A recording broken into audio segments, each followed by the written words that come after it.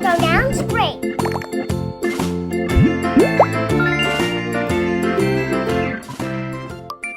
Let's learn from the story.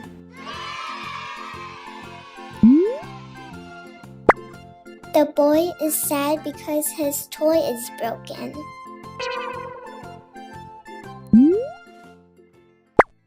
His mom tries to comfort him by boiling the oyster for dinner. The boy sees the oyster on the dish. He jumps with joy. He loves oyster.